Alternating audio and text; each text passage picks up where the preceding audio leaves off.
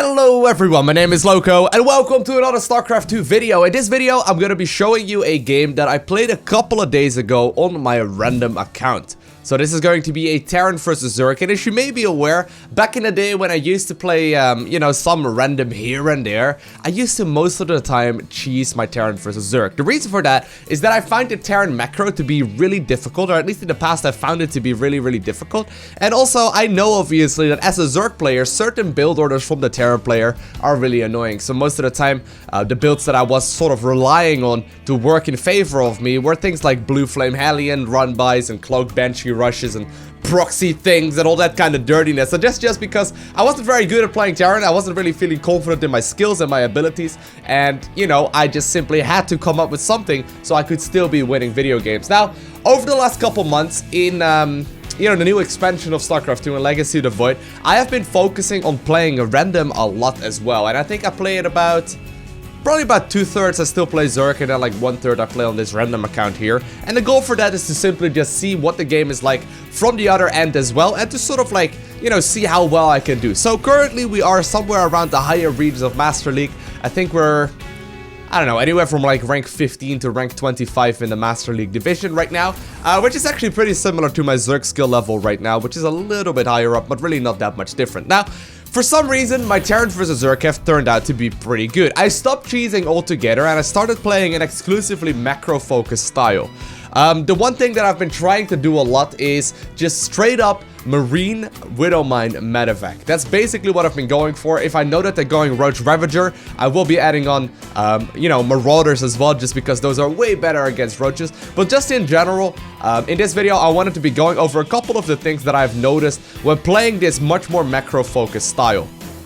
Now, way back in the day, I would always consider my macro to be way stronger than my micro. I could like always quite easily produce a lot of stuff by just simply making a lot of workers. However, I always felt like my micro was really weak. And obviously, if you're a Terran player, as you may be aware, both the macro and the micro require a lot of effort. I'm still convinced that, mechanically speaking, Terran is the most difficult race to play in the game, because ideally, your goal is to have a lot of unit-producing structures and have them all produce units 100% of the time, but then also never queue up any, right? Because if you're queuing up, you basically are spending dead minerals. And that's exactly what I've been trying to work on in the macro aspect. I will, in this particular game, also start queuing up a lot of the SCVs and a lot of the units, or not the SCVs rather, sorry, the Marines and all of the units that I'm producing.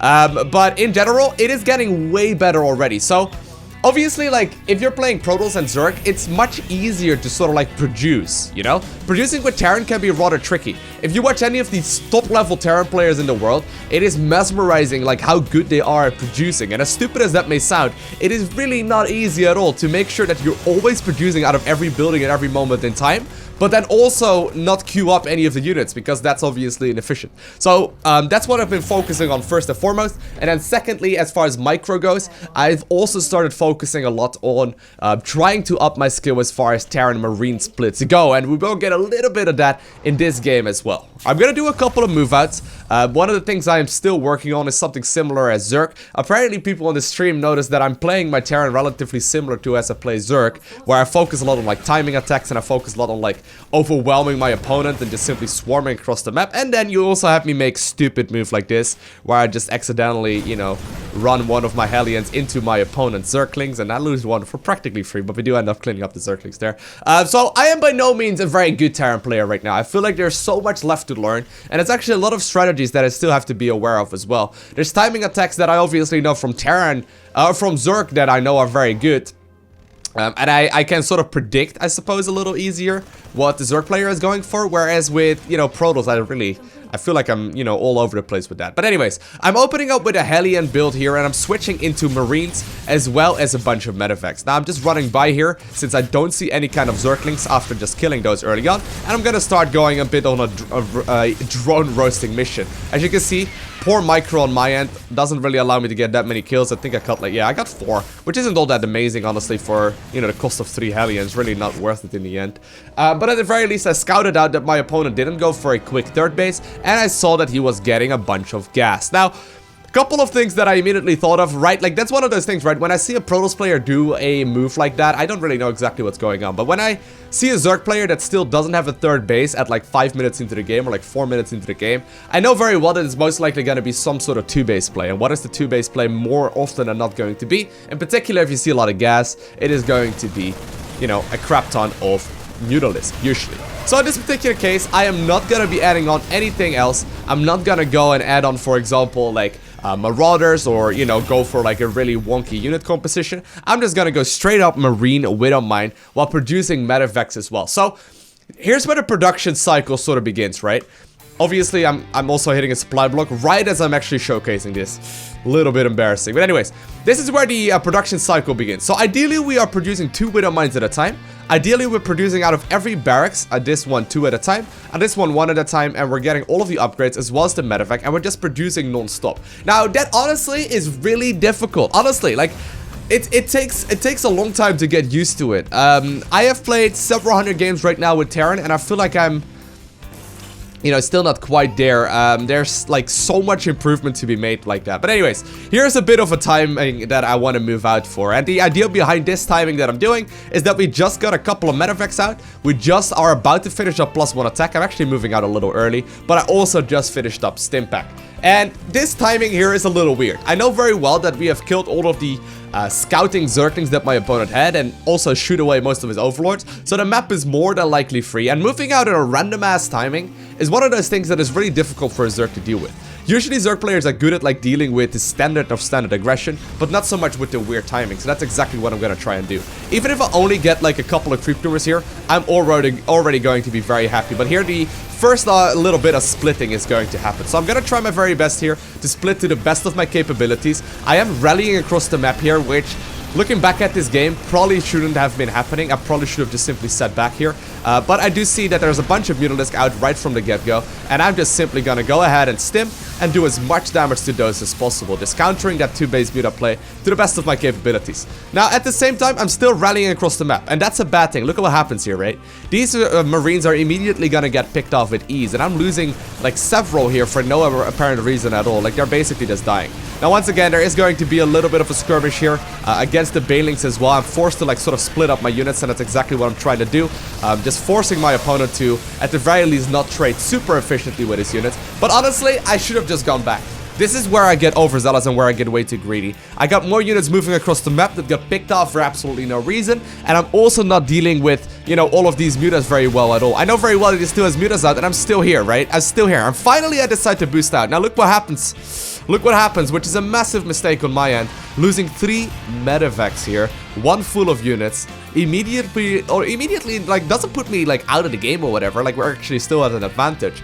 But we could have had like an additional like 20 supply here, or like an additional 15-ish supply here, which would have made this so much easier for me to deal with.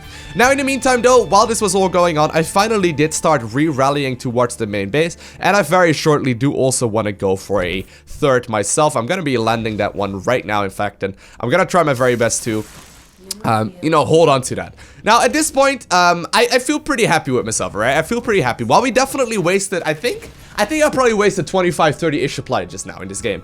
And I could have been way more efficient with that, but I'm feeling pretty confident here. I'm gonna go ahead and try and go for the double upgrades here, and I also want to make sure that I actually get my +2/+2 out as soon as I possibly can. Now, at this point, I'm just simply gonna sit back and macro up. I know that if he has Mutalisk, drops are not gonna be achieving all too much if he's any good, and more often than not, it's probably just gonna be better for me to force one massive engagement, and then obviously be forced to split up my units as well. The thing is, he's going Mutalisk Bane, I am going to be going Marine Marauder Medivac, right? Or Marine Mine Medivac, right? And obviously, like, sometimes StarCraft 2 is just a numbers game, right? Where 50 Marines are gonna be killing 20 Banelings almost no matter what. However, if you don't micro properly, there's still a big chance that those 20 Banelings are going to be able to clean it up. And I am honestly feeling a little bit of the nerves right now when playing this match, because I am not convinced in my capability of micro, once again. I know that I've gotten better at it, and I know that I used to be really terrible at it, but there's still a lot to be discovered with this. Now, this is once again also where that like micro train happens. So if you have a quick peek here, I am queuing up a little bit in this barracks, not really queuing up in this one, not queuing up in this one, and producing out of all of these 100% of the time. And we're also, you know, you know, not actually, I was gonna say we're not hitting a supply book anymore, but I'm making a whole bunch of them and I'm dropping some supply depots as well. But either way, like I'm trying to produce 100% of the time out of these barracks. As you can see, like I do a little bit of queuing up. It's not insane. It's not like it's insane as far as like the queues go, but these 2 Marines here ideally could have been another barracks, right? Where I could have been producing more. And I know some, like, I've actually been posting. Oh, by the way, this is a really sweet Widow Mine hit. Let me just, you know, go back just a second. I've been reading comments as well of like me doing off-race videos. A lot of people are like, oh my god, I can't believe you're so critical of yourself. It's like, well, it's not so much critical. It's like, it's not like I'm being negative of myself. It's just that I'm trying to improve, right? And the only way I'm going to be improving is if I look at this game from like, I guess, a third-person point of view where, you know, I'm trying to look at it with fresh eyes and I'm just looking at the match and, you know, figure out the mistakes that I've made. I'm also, like, not emphasizing all of the misplays that I'm making, or at least I'm not trying to. But I do want to, you know, point out the obvious misplays that I'm making that are easily fixable just by playing more. But anyways, here's the sweet Widow Mine burrow that I managed to do right here. It's actually a little bit gross. I see the Mutalisks swooping in just now. Lucky for my opponent, I didn't have 3 Widow Mice right next to each other, but as a Zerg player, I know fully well that he's never really going to be, you know, getting behind my mineral line, and he's more than likely just simply gonna swoop in from the western side here instead, and, you know, that's exactly what happened in this particular game as well. Now, I'm gonna have to follow this up with a couple more of the turrets. I'm about to finish up +2 attack as well, +1 armor just finished up, and I think it is about time to start moving across the map. So, right here, I do start I believe putting my rally point across the map, and the reason for that is that because I don't plan on ending this push. I don't plan on ever stopping this push. I want to make sure that I kill my opponent with this aggression right here. Just simply producing 100% of the time, trying to spend my time efficiently here, moving over whatever Widow Mines I can and just leapfrogging those forward. Basically make sure that most of those are going to be, you know, connecting properly. Now here's where the things get a little bit scary.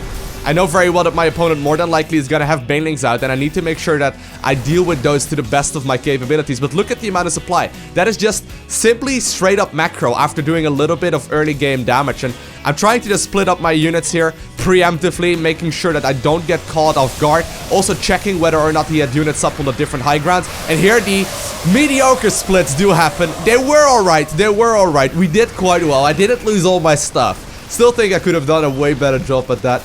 But, you know, I just simply had to check. Like, one of the more important moves there was to simply check up this high ground and check in this area as well to see whether or not there were any, like, Banelings hiding there, and also to scan ahead so I wouldn't go down against burrowed Banelings. But anyway, a little bit of an update here on my progression with Terran versus Zerg. I hope you guys enjoyed watching this. If you haven't already, hit the like button. If you want to see more like this, hit that subscribe button. And I want to thank you all for watching. Have an amazing day. Do not forget to smile. And I'll see you in the next one. Bye!